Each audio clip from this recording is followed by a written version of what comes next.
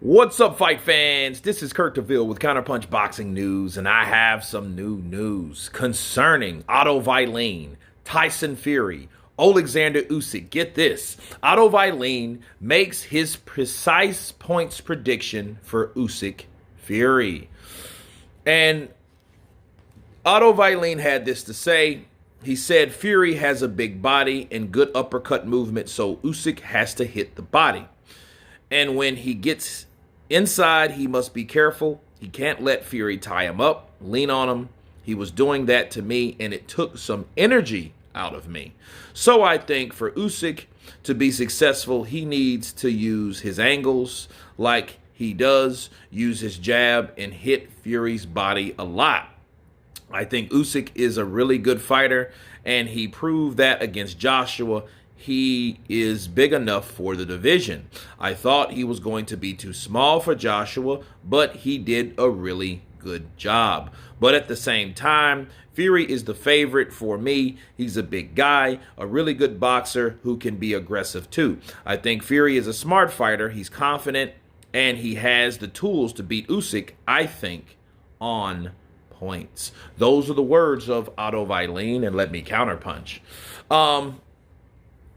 I think it was a good breakdown from Otto. I think,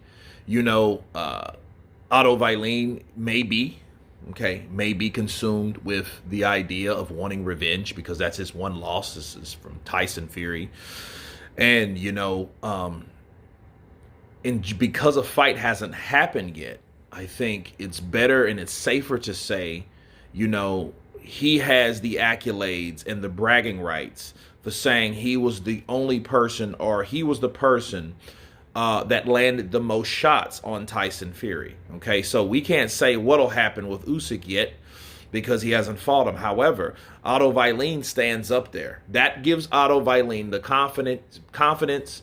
I think it gives him more confidence when people duck him, or when the fights didn't happen, like the Joshua fight didn't happen. He begged and asked for that fight, him and Salita. His promoter wanted that fight. The Dillian White fight all of a sudden mysteriously kind of went away due to some type of fucking injury or whatever. So, I think all of those particular avoidances give him confidence, right? And I think he is resting and having peace with knowing, hey, I was the one that did that to him, not saying that this other guy does, because what happens if Usyk beats Fury? If he beats Fury, then Otto like, well, fuck, you know what I mean? So who do I fight now? Do I fight Usyk? I would love to see Otto and Usyk. That would be actually a pretty good fight because Otto is a guy, he doesn't hit hard, but he stays busy. He's a southpaw. I don't see him beating Usyk, but I think at that point, you would see the differences in skill set and speed. Not necessarily in size, because I don't think Usyk is all that small. Just like Otto said, like, I thought he was going to be too small, but he is not too small for the division.